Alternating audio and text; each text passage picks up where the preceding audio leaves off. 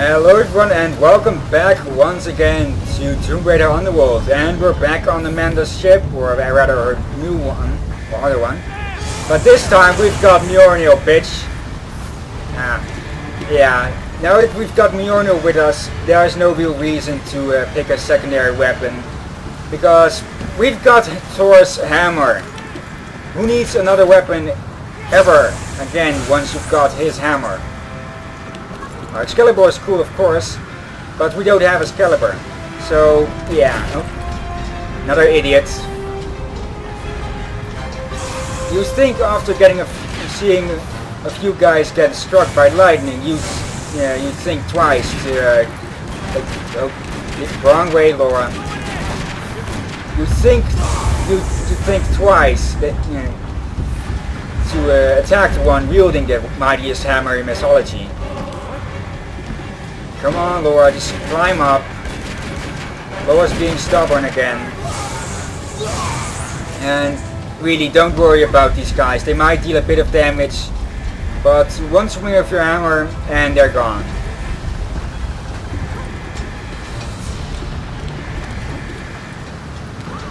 Who almost fell off because the wall jumping. Okay. Yeah, this whole level is just one slaughter fest until we get to Natla, and then it's when the level ends.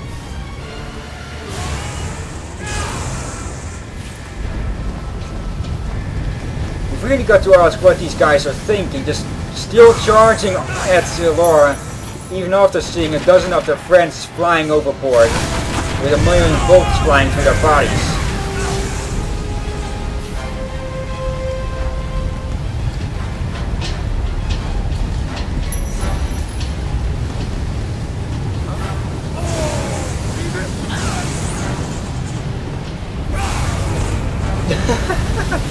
Yeah, I don't think Mjolnir really does much in close combat other than just shock them again.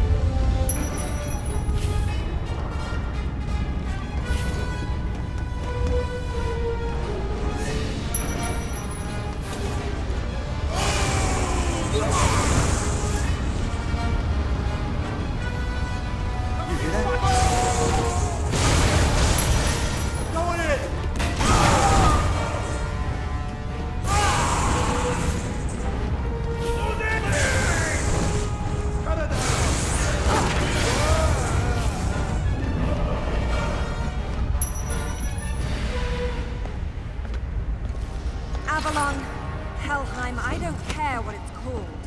Where is it? Look at all you've done. Incredible. I will never doubt you again.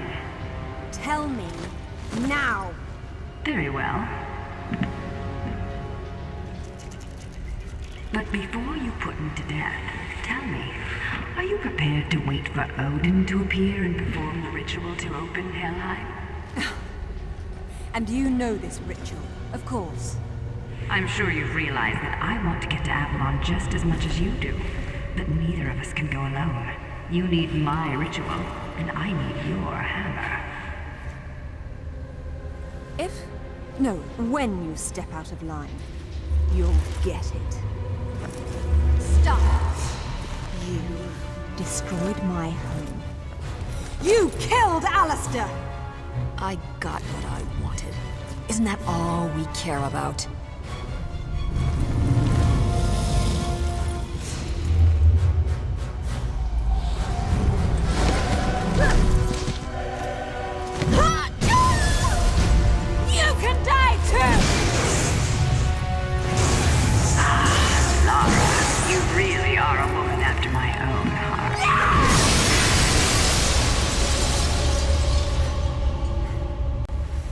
Get out of my sight.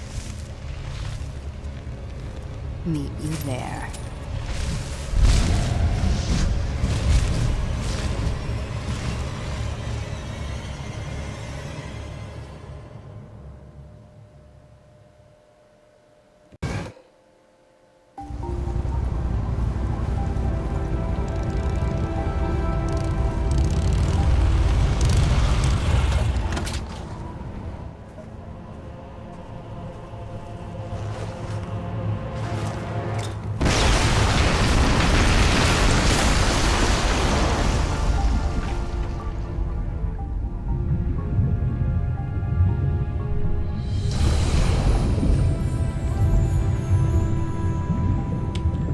Hello everyone, and since the last level was so short, I'm sticking this one right next to it. Make it one video and such.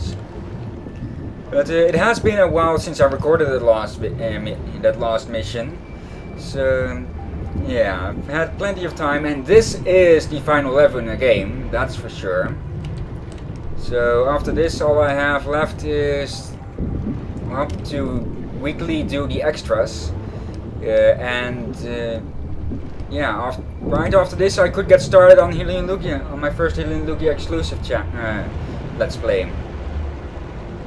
Okay, what we've got to do here is a nice little grabbing.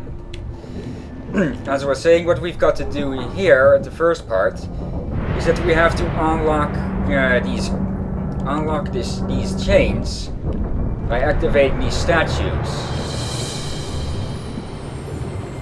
Because those chains hold close, those chains need to be loose in order to open the gate into Helheim or Avalon. But if those swords were in place, then it'd be impossible to open them. Because, well, they're jammed, and as you can see, there are sharks swimming around. But since we have Mjolnir's hammer, that doesn't matter much. And still I get bitten. Mjolnir has a lot less range on the water, so do keep that in mind. And oh, grab this. Yeah, this last statue is broken once again, showing that time hasn't been ignored in this game. So we need to put that back in place, and then that one. And then we can activate it. But then we're still not ready with this part yet, because we have to activate it. And the power stones are missing. There we go, this one goes up here. Yeah, it's a bit strange with how those are handled. No, not those. That one. Instant kills them. Don't worry about getting lost in this area. There are invisible walls around to keep you from going too far away. Even though that skeleton over there is outside that range. Thus we can't investigate it.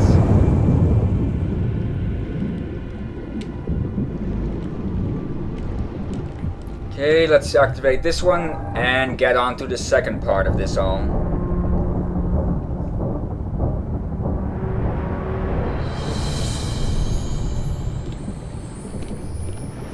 I have to say that even with all this that Underworld does, I am a bit disappointed with the game.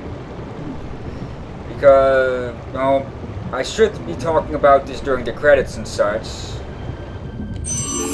Quickly grab that. But... well, how to say this? Up. Okay, for some reason Lara takes a bit of time to respond. Might be something wrong. Don't fall back in, Lara.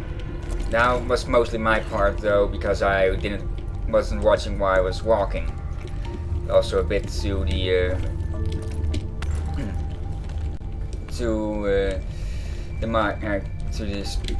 to the camera. Jeez, I really can't talk tonight. Yeah. One of the reasons I'm a bit disappointed with Underworld is that the story isn't that good, yeah, to be honest. Because, well, Alistair's death is just thrown in with it seems. Because, well, right after that, there is hardly any... After the fact that Zip mentioned Alistair at the beginning of the level 2 levels back, or in the cutscene, that's the last we hear of Alistair. Okay, we grab this power stone, and I believe if we drop down here, we can go all the way back down. Oh, not. Yeah, a bit down there. Should put, yeah, should me put me back right here. Ah, there's the opening. From each of these locations that you can find, there you can jump down all the way back to the bottom at some point. It's just that I've messed up. Okay. Let's put this thing in its place. No, there are no specific places for these. But they do. Let me show you what happens if you don't have all of those put in place. Only one of the gears will, or only a few of, not all of the gears will move. And there's another one right, power stone right there. So we'll grab this one, but not yet put it in its place. Or in a place. Because, whoa, hello. I never really noticed that. That's one of the strong point. Oh, that's one of the strong points that I do admit that Underworld has. That it is graphically very strong and very good, also, of course. And there are a lot of. Now it's a lot more realistic than the previous Tomb Raider games. Even though that wall jumping thing still has me with, yeah, right. Let's see, another disappointment about the game. Yeah, no backseat drivers. In Legend, the preview to this game, or not the preview, the prequel to this game, we constantly had Zip and Alistair giving commentary on the background in some way, shape or form, and that we almost landed back down there, or landed badly there. But in this game, we only hear and see them during the cutscenes, and maybe a bit during the game, but they're practically gone. Killing off Alistair actually really didn't that much to the game play, to be honest. They could have just as easily killed off Zip instead, or both of them, and it still wouldn't have made as much of an impact. Well, it would have made the same impact because we don't hear any of them during the game, or most of the game. Whilst in Legend, we constantly were hearing them. And I, for one, like that. So to have them kill off Alistair and ignore Zip, or practically ignore Zip, that really rubs me the wrong way. And that's also that Winston practically only makes a cameo. Hold on a second. Yeah, with most games, Winston only mostly appeared as, what could count as cameos, but so I'd have to retract that bit.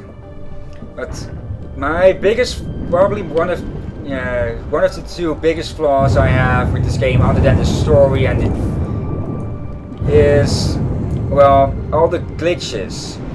This game has noticeably more, or a lot more noticeable glitches than either Anniversary or Legend.